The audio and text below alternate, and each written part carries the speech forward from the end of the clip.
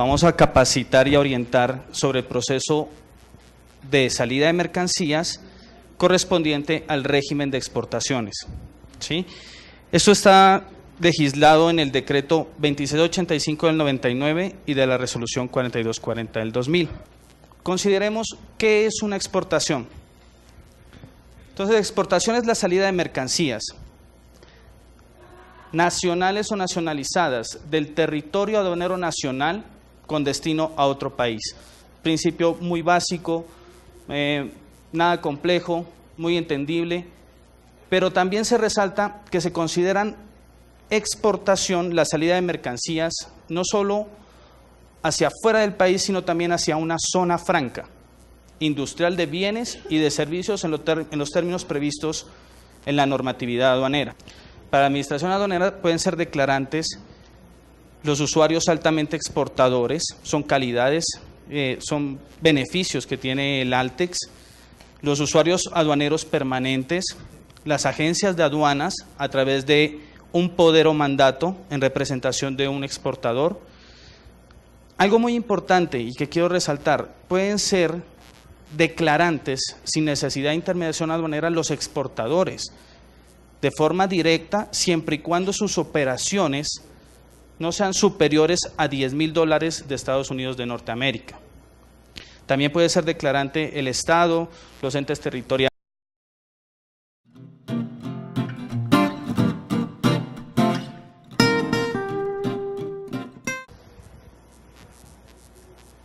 Entonces miramos que tenemos la exportación definitiva. También está la exportación temporal para perfeccionamiento pasivo, exportación temporal para reimportación en el mismo estado, reexportación, reembarque, exportación por tráfico postal y envíos urgentes, exportación de muestras sin valor comercial, exportaciones temporales realizadas por viajeros, exportaciones de menajes y los famosísimos PECs, los programas especiales de exportación. Estas modalidades están contenidas y dispuestas a través del artículo 263 del decreto 2685.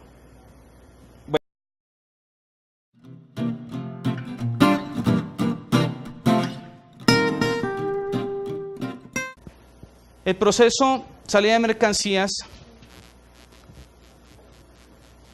se enmarca dentro del proceso a través del cual la DIAN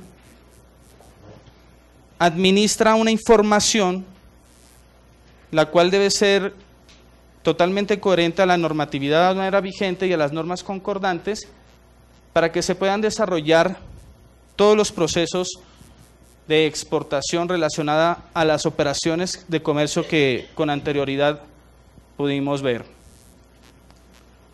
Miremos entonces cuáles son los pasos que se deben desarrollar para poder obtener un DEX definitivo dentro del proceso de salida de mercancías, y encontramos primero que todo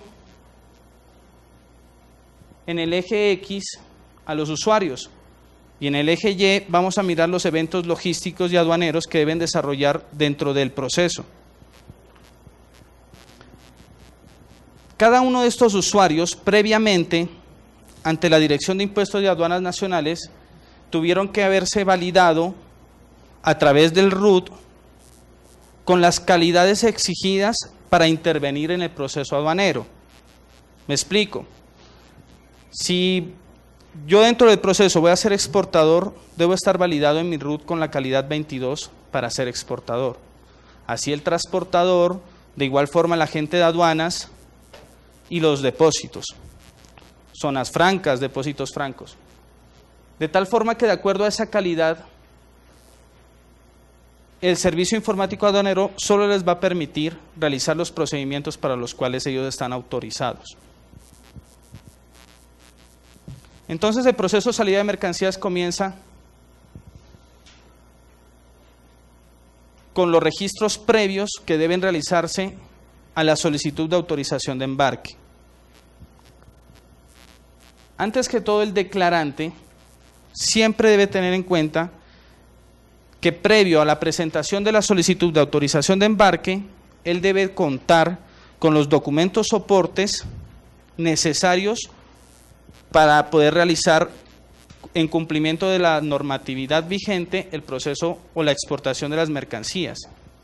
Por ejemplo, si voy a exportar materiales preciosos, hablemos de oro, él debe contar con el visto bueno que le debe suministrar la Agencia Nacional Minera, que es el pago de las regalías, ¿sí? Si yo quiero exportar una obra de arte, debo cumplir con el visto bueno que me debe dar el Ministerio de Cultura para poder realizar la exportación de ese cuadro, donde se acredite que ese cuadro no hace parte del patrimonio cultural colombiano, y así con cada mercancía de acuerdo a su clasificación. Pero además de los documentos soportes con los que se debe contar y vistos buenos, hay 3 tipos de operaciones que requieren de registro, porque la normatividad así lo prevé, que son las exportaciones de gas o de combustibles, donde dice que se debe registrar tanto el punto de exportación como el contrato. También requieren registro la exportación de muestras sin valor comercial para el control del cupo. Y finalmente, requiere de registros previos, por ejemplo, las exportaciones temporales, como lo había mencionado anteriormente, cuando se quiere o cuando se debe determinar y autorizar un término de tiempo en el exterior. Luego que el declarante cuenta con estos registros previos, él solicita el embarque. ¿A través de qué? De la solicitud de autorización de embarque. Posterior a esto, la mercancía debe ser trasladada a una zona primaria. Esta acción la puede realizar tanto el declarante como el transportador internacional. Luego de esta operación, se deberá realizar el correspondiente aviso de ingreso a zona primaria, de acuerdo al usuario que administre esta zona. Puede ser el usuario operador de una zona franca, un depósito habilitado, en algunos casos lo hace el transportador internacional, en otros el titular del puerto y en otros la DIAN para el caso terrestre. En este momento que se realiza el aviso, el servicio informático dispara internamente lo que se llama la selectividad. Y la selectividad es decirle a la administración aduanera y al usuario cuáles son las mercancías que se van a someter a inspección, sea física o documental, o qué mercancías salen con embarque directo. Luego del aviso de ingreso, y si así lo determina el sistema, la DIAN realiza el proceso de inspección. Una vez que el inspector y su decisión sea la de autorizar el embarque, o que se haya hecho en forma automática, la mercancía ha cumplido con todos los requisitos para su salida. Por lo tanto, la mercancía es embarcada. Finalmente, el transportador internacional, o en algunos casos la DIAN, realiza la certificación de embarque. ¿Y a través de qué documento la realiza? A través del manifiesto de aduanas. Una vez se realiza la certificación de embarque y luego de una validación entre lo que se solicitó para la autorización de embarque, los avisos, las planillas, lo inspeccionado y lo certificado, el sistema genera el DEX definitivo, el cual solo es oficial hasta la firma digital que debe realizar el declarante de este documento de exportación. Básicamente así salen de igual forma el 65-70% de las mercancías. A continuación, vamos a ser más específicos en cada uno de estos eventos logísticos.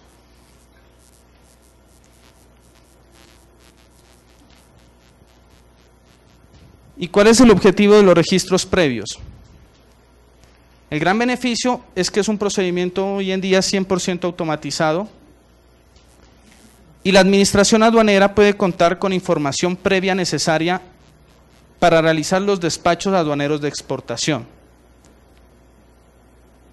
Los registros previos más comunes y sobre los cuales opera este paso previo son los contratos de suministros de energía, como lo habíamos visto anteriormente, el registro de una muestra sin valor comercial, las prórrogas y plazos y los certificados PEX.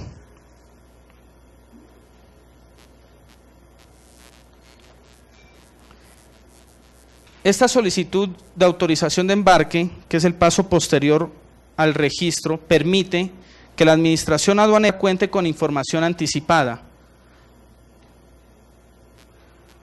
previo a la presentación de la mercancía en el lugar de embarque. Es una herramienta que ayuda a la preparación de la información en archivos con las características técnicas exigidas. Por lo tanto, la información ya es plenamente y cumple la calidad requerida por la Administración Aduanera para diferentes eventos, los cuales pueden ser las posteriores inspecciones que se realicen a cargo de las solicitudes de autorización de embarque.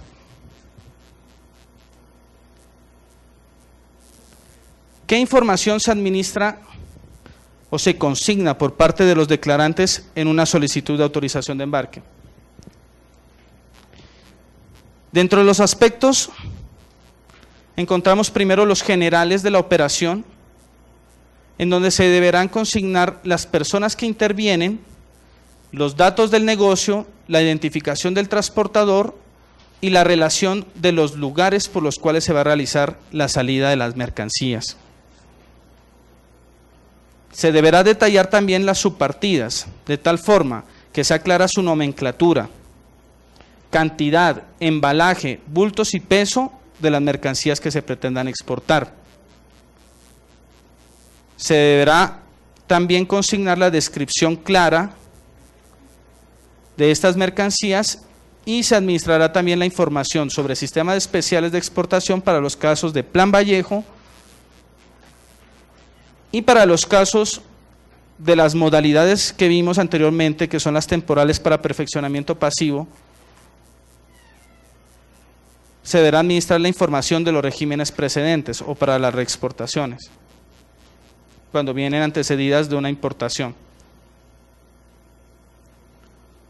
De igual forma, se tendrán que consignar los documentos, soportes o vistos buenos de la mercancía que se pretende exportar, en donde quede claramente registrada el número, fecha y vigencia del visto bueno, la entidad que lo emite y el monto del documento. Luego de la solicitud de autorización de embarque, en esta debe ir y ser totalmente congruente con las modalidades de exportación. Por lo tanto, vamos a ver solicitudes de autorización de embarque definitivas, temporales, de reexportación, de reembarque y otras. Estas otras, cabe resaltarlas porque sobre las mismas anteriormente se diligenciaba un formulario simplificado. Hoy en día todo se estandariza en un solo formulario, de tal forma que los campos requeridos para el trámite de este tipo de exportaciones son menores a los campos que se deben consignar en una exportación tradicional.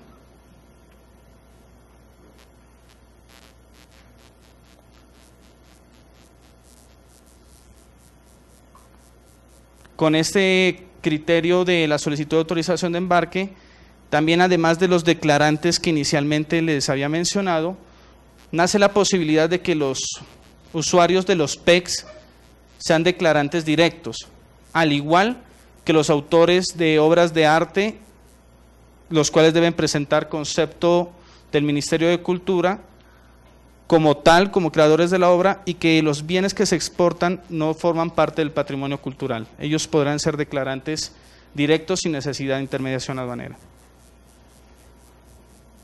Ventajas, como lo había dicho anteriormente, un único formulario, desaparece la declaración simplificada que era el código 610, todo se trabaja en una sola declaración, que es el código 600, y de igual forma es más expedita la operación, ya que este tipo de operaciones, que son más sencillas, se simplifican con la administración de menos campos que la exportación tradicional. Luego de que se realiza la solicitud de autorización de embarque, hablábamos de que la mercancía se traslada a zona primaria. Y básicamente es el procedimiento y es el documento que se genera a través del cual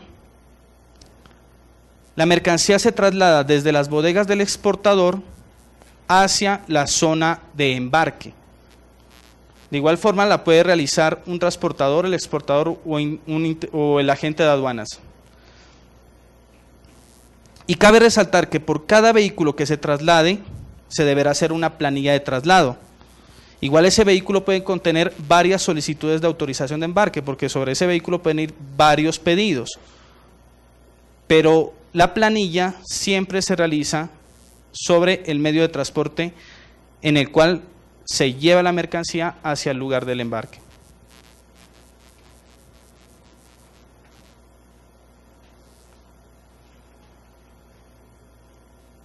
Hay algunas excepciones en la elaboración de la planilla de traslado, que es cuando la mercancía ya se encuentre dentro del lugar de embarque. Es la excepción que determina la normatividad aduanera. En algunos casos y en algunas zonas primarias existen depósitos, por lo tanto la mercancía nunca ha salido de zona primaria, por lo tanto no hay objeto a planilla, porque esta persigue es el traslado de la mercancía desde las bodegas del exportador hacia el lugar de embarque. Estando ya en el lugar de embarque, pues esta desaparece. Posterior a la planilla de traslado se debe realizar el aviso de ingreso a zona primaria. ¿Y qué es el aviso? Es una actuación que realiza el usuario de la zona primaria, en donde básicamente le dice a la administración aduanera que la mercancía ya está lista, que ya ingresó, y le dice, ¿usted desea inspeccionarla? Porque recordemos que una vez que el usuario de la zona realiza el aviso, se dispara internamente la selectividad. En este momento, la DIAN está manejando una selectividad menor al 2% del total de los bienes exportados. Y lo realiza a través de sus criterios de riesgo, validaciones internas que tiene el aplicativo informático, a través de las cuales, sea bien por subpartida, sea bien por agente de aduanas, por tipo de operación, por valor de la mercancía, la administración recomienda la práctica y la diligencia de inspección. De igual forma, por cada vehículo que se traslade, se deberá hacer un aviso de ingreso.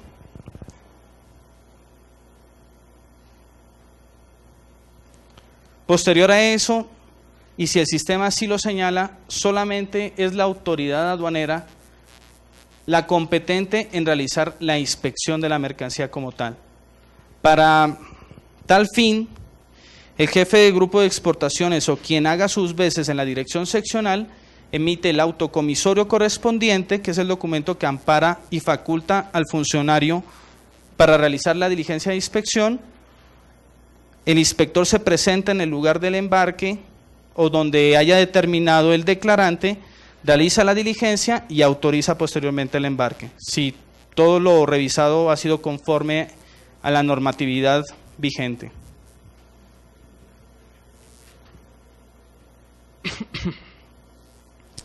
En algunos casos esta autorización de embarque se da de forma automática, que son los llamados embarques directos.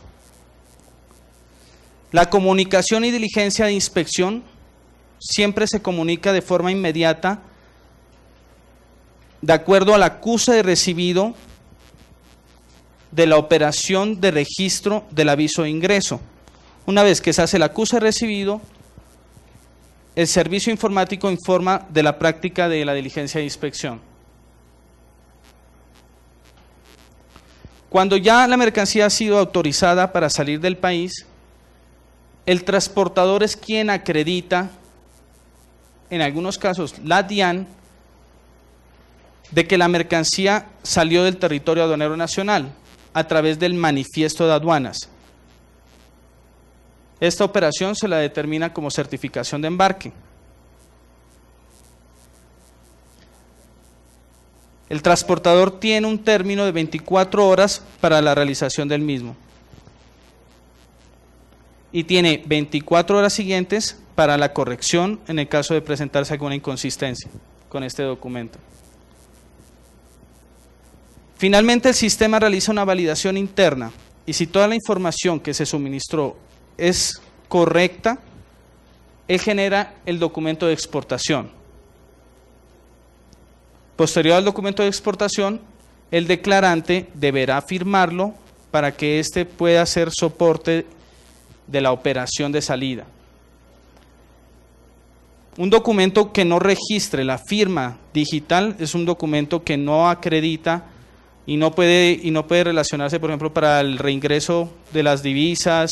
Es un documento que en su estado siempre aparecerá con una marca de agua borrador y por lo tanto la importancia de firmar los documentos de exportación. Y aquí hago un llamado a que desafortunadamente la normatividad aduanera a la fecha no tiene una fecha que delimite a los agentes de aduanas o a los declarantes la firma de los documentos de exportación. Entonces en algunos casos ellos dejan 3, 4, 5 meses pasar sin acreditar los documentos y en algunos procesos de devolución de IVA, de reintegro de divisa, presentan los documentos de exportación en estado borrador, ¿sí? Situación que pues es totalmente inválida para el objetivo que persigue. Hasta ahí mirábamos el proceso de exportación tradicional, pero también la normatividad prevé otros circuitos de exportación con relación a ciertas operaciones y modalidades de salida. Y entre ellas tenemos las exportaciones globales con embarques fraccionados, que básicamente surten el mismo procedimiento que vimos con anterioridad, pero con la situación de que primero presentan una solicitud de autorización de embarque global. Esta es una modalidad que ha nacido, no es una modalidad de exportación, es una situación logística que prevé la norma para ese tipo de operaciones que son supremamente amplias dentro de un margen de tiempo. Es el caso tradicional de los floricultores. Ellos tienen por lo general un contrato anual de exportación en donde para ellos sería muy desgastante estar haciendo por cada factura todo el procedimiento de la exportación tradicional. Por lo tanto, el decreto 2685 prevé los embarques globales y los embarques fraccionados, que son como las hijas a esta global, de tal forma que ya no van a estar sometidos, por ejemplo, al término de vigencia de la exportación tradicional, que es de un mes, sino que están sometidos, por ejemplo, al término de vigencia que determine el contrato que tienen con el destinatario en el exterior, que puede ser 1 año, puede ser 2 años, puede ser 6 meses. Todo esto les hace la distribución más expedita. Finalmente, cada SAE fraccionada surte el mismo proceso que vimos con anterioridad. Y de acuerdo al término que se establezca en el contrato o que establece la normatividad aduanera, él deberá presentar un desconsolidado de estas operaciones. De igual forma es un proceso hoy en día 100% automatizado. Antes era se hacía un proceso manual y se utilizaban unas notas de cargue, las cuales pues no eran muy eficientes y siempre dentro del proceso manual existían algunas inconsistencias porque los volúmenes que se presentaban en el transcurso del tiempo eran muy amplios.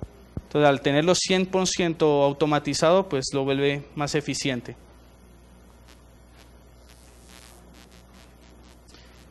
De igual forma, si la solicitud global inicial no ha sido suficiente y si la declaración se encuentra dentro del término de vigencia, ellos también tienen la opción de hacer una global complementaria a esta inicial, de tal forma que pueden seguir a cargo de la misma realizando su proceso de distribución y de exportación. La norma dicta que ellos deben consolidar los documentos de exportación Cuando son datos definitivos, a más tardar dentro de los 10 primeros días del mes siguiente, contados a partir del primer embarque.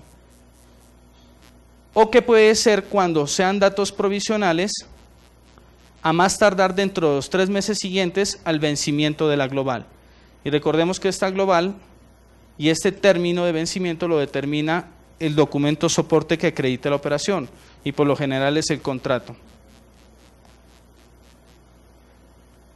También tenemos un circuito especial para las exportaciones a través de tráfico postal y envíos urgentes.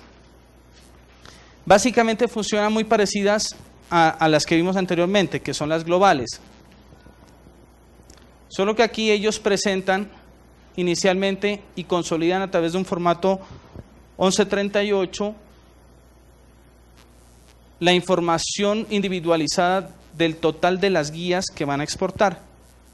Realizan el procedimiento anteriormente descrito y finalmente presentan el DEX correspondiente.